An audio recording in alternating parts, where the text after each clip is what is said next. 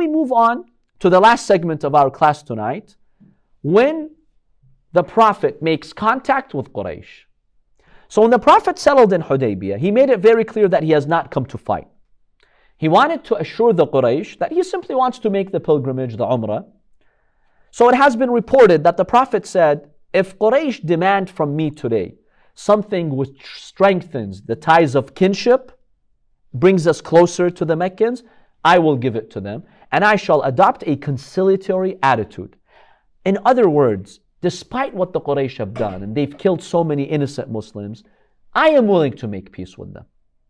The Prophet is now sending a positive signal to Quraysh. I'm not here to fight. So after that, a group of people from Mecca, they come to meet the Prophet. They were a group of men from the tribe of Khuza'a, led by a man called Budayl ibn Warqa. It seems from various reports that these people were somewhat loyal to the Prophet, and they would sometimes bring him news from the Meccans. Now, were they Muslim or not? It's not clear.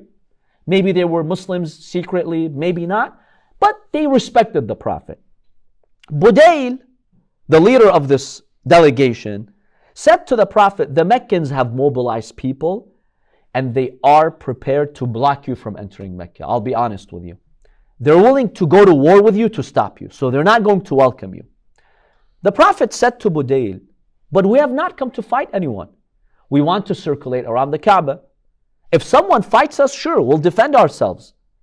But that's not our intent. Then the Prophet tells Budayl, the Quraysh has suffered from fighting. They fought so much. Aren't they tired of fighting? And if they wish, I'll make a truce with them. In return, let them leave us alone. Let us go and do the pilgrimage. I am willing to make peace with Quraysh, despite what they've done. Budayl and his men said, we understand what you have said. So they returned to Mecca, and they wanted to inform the Quraysh of their conversation with the Prophet. But Budayl realized that the Quraysh were not interested in asking him about the Prophet. You know, sometimes you go on a delegation, you come back, the first thing the people ask you, hey, what's up? What happened? Give us the news. The Quraysh were silent. They were not even interested in asking them what happened. So Budayl, when he realized they're not asking him any questions, he told them, Inna ji'na min indi Muhammad. We just came back from Muhammad. Don't you want us to tell you something about what happened? So Akrama, the son of Abu Jahl, this evil pagan, Al-Hakam ibn Abi al-As, another evil pagan, they said, no, we're not interested. Don't bother. But if you like, go and tell Muhammad, he is not welcome to enter Mecca this year. If he tries, we will fight him. That's our message. One of the people there from the Mushrikeen, his name was Urwa ibn Mas'ud. He spoke. He told them, look guys, why don't you listen to Budayl? Let's hear what he has to say. If what he has to say makes sense, accept it. If it doesn't, reject it. Let the guy speak. Let him tell you what he said with the Prophet. They said, okay, fine. Say what you want to say. Budayl said very clearly, Muhammad has not come to fight. He simply wants to observe the pilgrimage with his companions. And I was able to verify that with the Prophet. The Quraysh said, no, we doubt his intentions. We doubt the Muslims. Let's send another messenger to verify this for us, that the Prophet is not here to fight. So one of the people they sent is a man by the name of Hulays ibn Alqamah. He was the chief archer of Arabia, a very skilled archer, shoots arrows. Now, he came to see the Prophet, but he didn't actually end up meeting the Prophet. He saw the Prophet from a distance. Now, before he came, the Prophet said, this man, Hulays, he belongs to a pure and pious tribe, meaning a good, decent tribe. Sacrifice the camels before him so that he can be assured we're not here to fight. And that our only objective is to do the pilgrimage. Hulays saw 70 camels which were so hungry that they were eating the wool of one another. He returned from that spot and did not even need to meet to meet the Prophet according to Ibn Ishaq. Why? Hulay saw the following. He saw the camels with items hanging around their neck. This is called qala'id.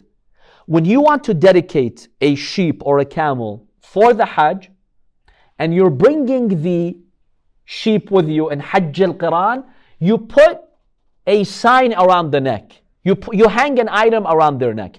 This means I'm here to do the pilgrimage. I'm here to sacrifice the animal.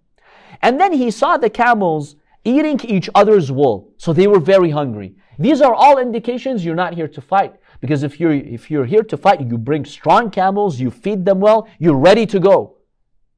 You don't put these items around their neck. That means they're not even prepared to fight. They're not in a state to fight. And then he also notices, Hulays, that the people were dusty in their ihram. Like, no, you don't look like fighters. That's not how you come to war. So he yelled. He went back to Mecca and he said, Subhanallah, you should not block these people from coming to the Kaaba. How is it that all these tribes, like Kinda, Humayr, and others, they're allowed to come to the Kaaba, and the children of Abdul Muttalib, the leader of Bani Hashim, who was a very respected figure amongst us, they're not allowed to come and do the pilgrimage? That's not fair. Allah is not happy with us for doing this. They're just coming to do the pilgrimage. So the Prophet, when he heard that, from a distance, he affirmed. He said, yes, exactly, we're not here to fight. So he goes back, when he enters Mecca and he sees the Quraysh, he tells them, Hulays tells them, look, I know I'm your ally, but that's not what I signed up for. You don't have the right to block Muhammad from doing the pilgrimage. And I'm making an oath. If you will block him, I'll turn against you and I'll fight you. He now begins to threaten Quraysh because he saw the Prophet coming peacefully. Now the Quraysh, they were disturbed by the words of Hulays, but they don't want him to oppose them and mobilize their men. They told him, look, calm down. We'll figure out a solution. In other words, don't get involved. Let us handle it. Then the elites of Quraysh, such as Ikrama and others, they insisted on their position. No, Muhammad is not welcome. We're not going to let him enter.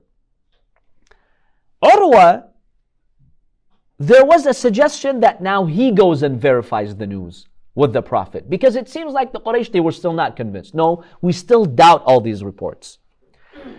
Now, it seems that Urwa in the beginning, he was hesitant to go because he knows that the Quraysh are going to reject him just like they rejected the previous messengers. So what's the point? So Urwa, what does he tell the Meccans? He tells them, do you trust me? He said, yes, we trust you.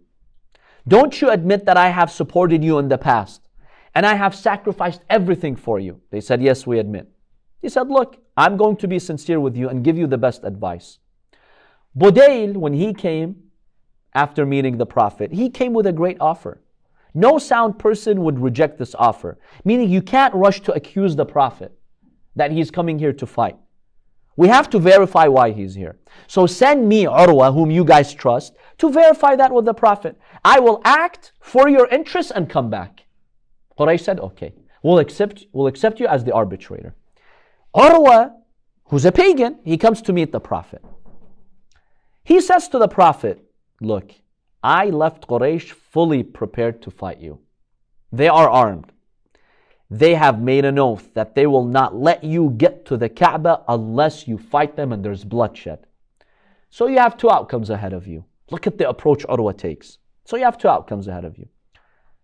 Either you enter Mecca and fight your own people, your own kin, and it is unheard of that a noble man from Mecca has ever done that to his family. In other words, he's telling the Prophet, it's shameful if you come and fight your own people. You're going to come in your own city and fight your own people? That's shameful. Who fights his own people? Nobody has done that before you. Now, unfortunately, it slipped his mind, Urwa, that it was the Quraysh treating the Prophet in a shameful way. Who does that to his own people too? So that's the first option, and I'm sure you're not going to do that because you're a decent man. Or the other option, your companions will betray you and abandon you.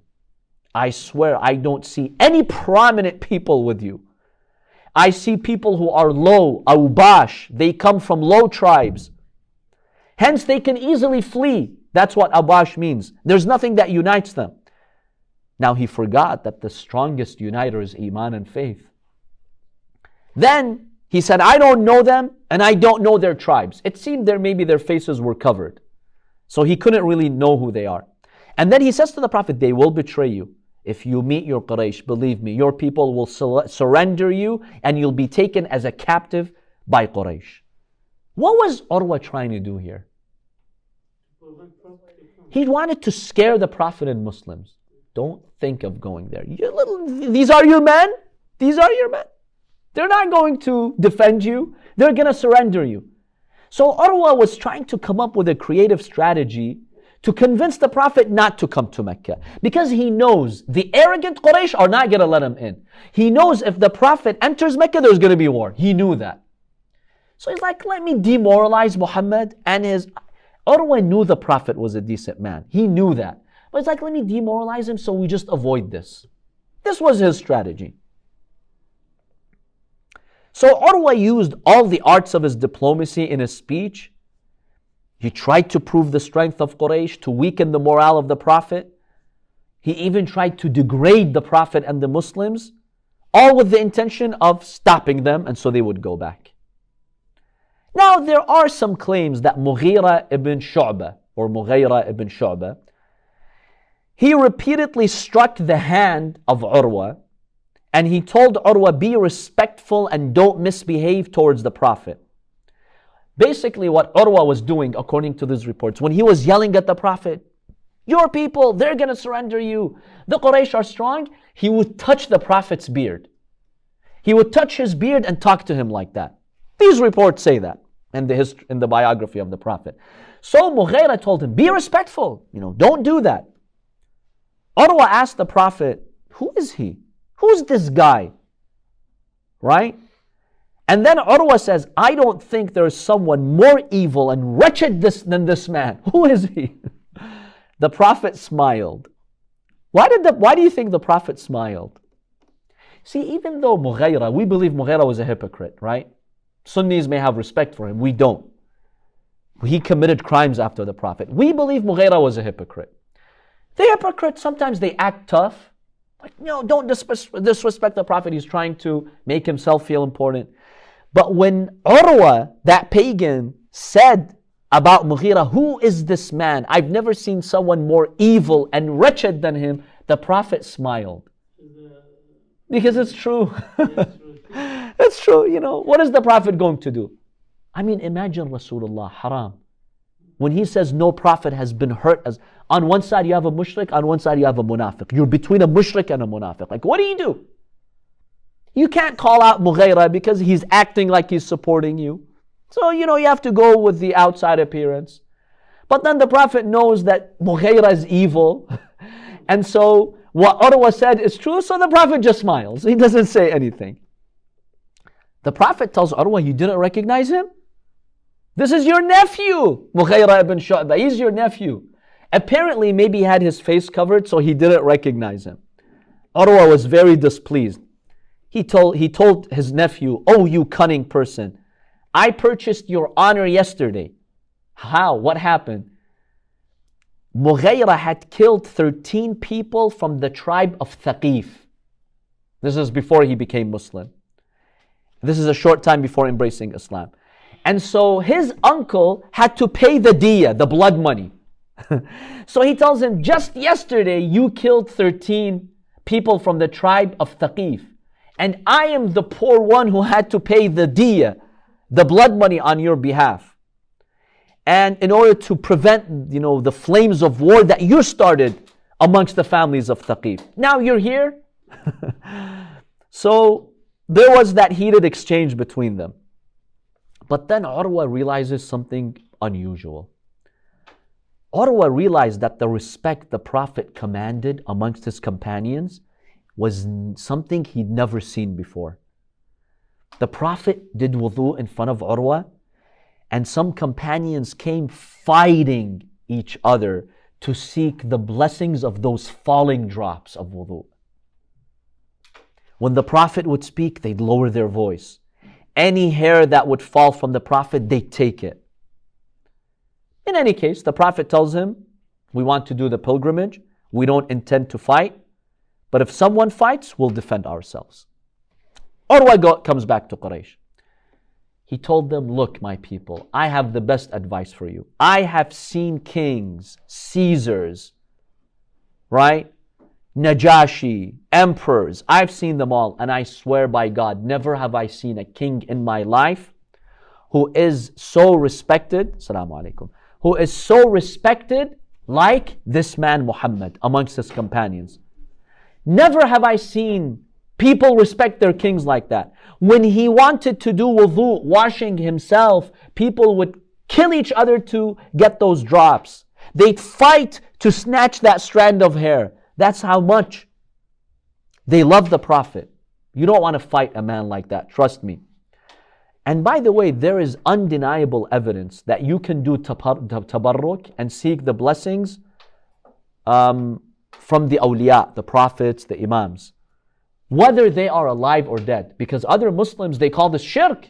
If you seek the barakah from something, right? No, this is shirk if you go to the shrine and you touch it, asking Allah for barakah. How do you explain what the companions did with the Prophet? The companions of the Prophet would still seek his blessings after he passed away. I'll share with you an example. Sirah Halabiyah mentions this. Musnad Ahmad ibn Hanbal mentions this. Bukhari mentions this too. What do they mention? That Salama, the wife of the Prophet, she had kept some strands of hair from the Prophet in a jar. They call this jar jaljal. That's what it's mentioned in Bukhari and these other books. It's like a jar. Any of the companions who would get sick, who would be struck with a spell, evil eye, whatever it is, basically she would take a bucket with water in it. She'd take some of the Prophet's hair and she'd dip it in that water, and then they would give it to that companion to drink it. He would be healed. This is Sunni source of hadith, not Shia source of hadith.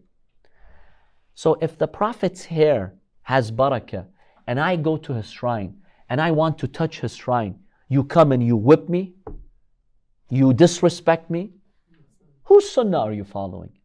Let these Muslims come and seek no one's worshipping the Prophet, you ignorant people. Who's worshipping the Prophet?